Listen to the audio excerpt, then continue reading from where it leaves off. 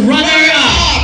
Automatically, ang matitirang grupo ang siyang grand winner. Yes! Hawak kamay sila, no? Garnering a score of 92%. The first runner-up goes to...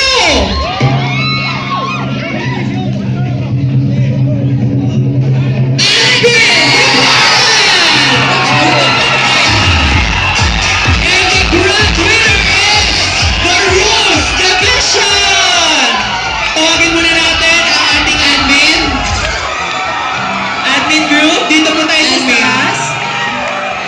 Akyat po muna kayo. Guys, dito muna tayo sa gilid.